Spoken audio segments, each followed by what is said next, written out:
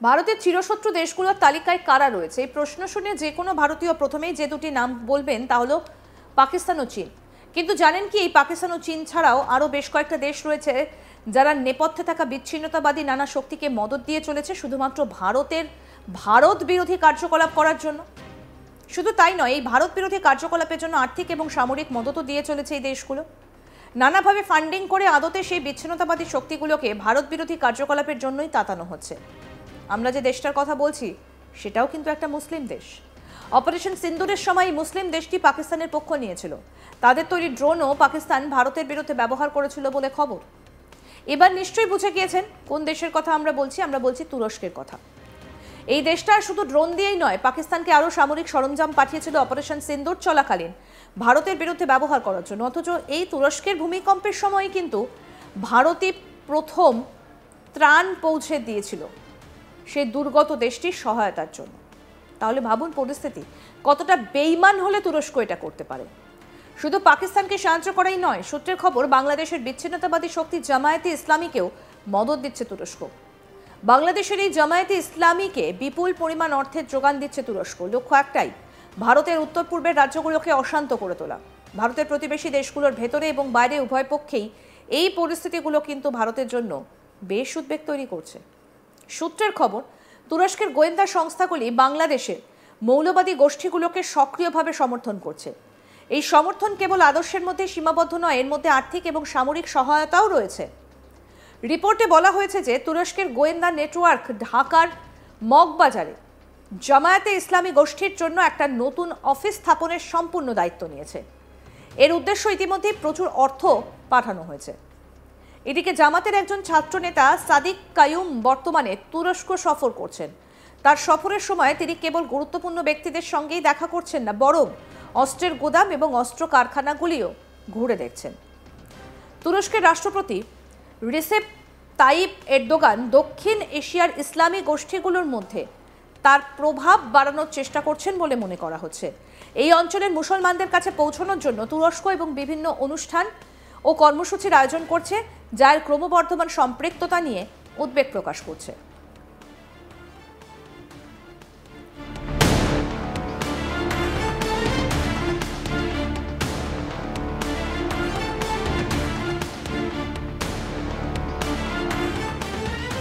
এদিকে বাংলাদেশের বিনিয়োগ উন্নয়ন কর্তৃপক্ষের প্রধান আশিক চৌধুরীও তুরস্ক সফর করেছেন এবং তার সফরের সময় তিনি একটা অস্ত্র উৎপাদন কেন্দ্র পরিদর্শন করেছেন। যদিও বাংলাদেশ আনুষ্ঠানিকভাবে তুরস্কে কোনো সামরিক কর্মকর্তা পাঠায়নি। এমন সম্ভাবনাও রয়েছে যে তুরস্ক গোপনে মিয়ানমারে আরাকান সেনাবাহিনীকে সমর্থন করছে, যা ভারতের জন্য বিশেষ করে উত্তর পূর্ব অঞ্চলে উদ্বেগের কারণ হতে পারে। এই ঘটনাগুলো তুরস্ক এবং বিভিন্ন গোষ্ঠীর মধ্যে পর্দার আড়ালে সংযোগ দেখায়, যা আঞ্চলিক নিরাপত্তার জন্য হুমকি স্বরূপ হতে পারে। ভারতের জন্য হুমকি কতটা বড়? তুরস্ক ধীরে ধীরে দক্ষিণ এশিয়ায় কর্মশালা আয়োজন করে এবং বৃত্তি প্রদানের মাধ্যমে উগ্রপন্থী চিন্তাভাবনা ছড়িয়ে দেবার চেষ্টা করছে। তারা ইসলামিক প্রতিষ্ঠানগুলোকে প্রচুর অর্থায়ন এবং উগ্রপন্থী মতাদর্শ প্রচার করছে। তুরস্কের এই ক্রমবর্ধমান প্রভাব ভারতের জন্য গুরুতর উদ্বেগের কারণ হতে পারে। আসাম, ত্রিপুরা, মেঘালয় এবং মিজোরামের মতো উত্তর পূর্বাঞ্চলীয় রাজ্যগুলো যদি এই অঞ্চলে উগ্রপন্থী গোষ্ঠীগুলির শক্তি অর্জন করে তবে এর প্রভাব পড়তে পারে।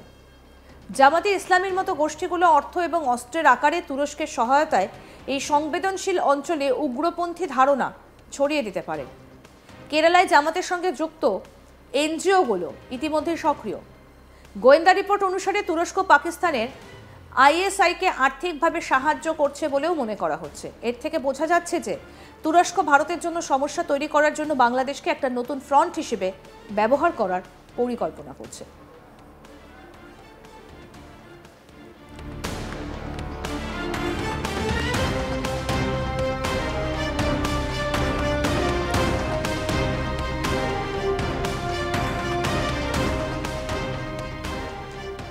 অপারেশন সিন্দুর প্রমাণ করেছে ভারতের দিকে কেউ আঙুল তুললে তাকে ছেড়ে কথা বলবে না ভারত। ঠিক যেমন পাকিস্তানের জেহাদি ঘাঁটি সহ এয়ারবেস ভেঙে গুড়িয়ে দিয়েছে ভারত, এক কথায় পাকিস্তানের কোমর ভেঙে দিয়েছে ভারত। এই আবহে তুরস্কের বিরুদ্ধে পাকিস্তানকে সরাসরি সমর্থন করার অভিযোগ উঠেছে।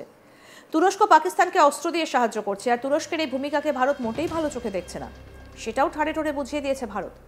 পাকিস্তানের সেই বন্ধু দেশ তুরস্ককে এবার কড়া বার্তা দিল বিদেশ মন্ত্রক। বলা হলো তুরস্ক পাকিস্তানকে সন্ত্রাসবাদে মদত দেওয়া বন্ধ করতে হবে। এই আশা রাখে দিল্লি। একই সঙ্গে ভারতের বিমানবন্দরগুলিতে তুরস্কের সংস্থা সেলেমের অনুমতি বাতিল নিয়েও অবস্থান স্পষ্ট করে দিয়েছেন বিদেশ মন্ত্রকের মুখপাত্র রণধীর জয়সওয়াল। কি বলেছেন শুনবো। Well, we expect Turkey to strongly urge Pakistan to end its support to cross-border terrorism and take credible and verifiable action against the terror ecosystem that it has harbored for decades now. And relations, as you know, are built on the basis of sensitivities to each other's concerns.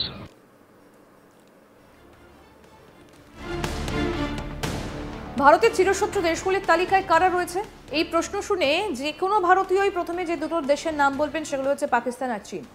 কিন্তু জানেন কি, পাকিস্তান এবং চীন ছাড়াও আরও বেশ কয়েকটি দেশ রয়েছে যারা নেপথ্যে থাকা বিচ্ছিন্নতাবাদী নানা শক্তিকে মদদ দিয়ে চলেছে শুধুমাত্র ভারত বিরোধী কার্যকলাপের জন্য।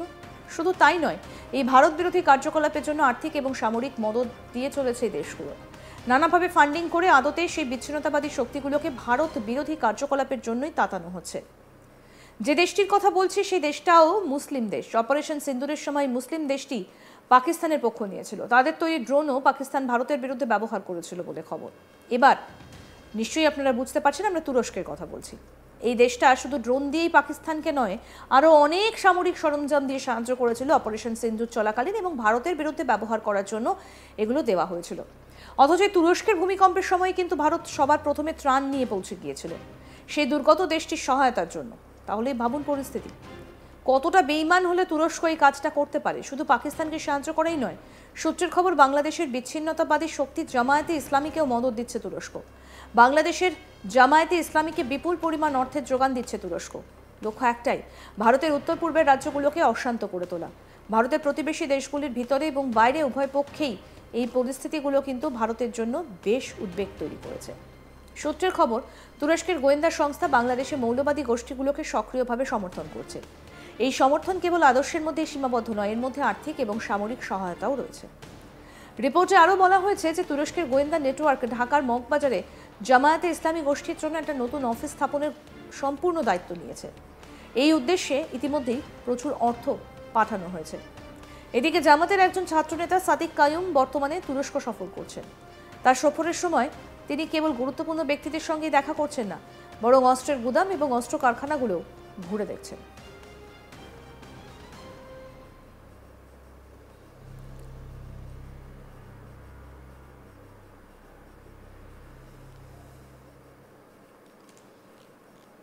আরও আপডেট পেতে দেখতে থাকুন আজ তাক বাংলা। সাবস্ক্রাইব করুন, নোটিফিকেশন পেতে বেল বাটন অপশন প্রেস করুন, হোয়াটসঅ্যাপে ফলো করুন আজ তাক বাংলা।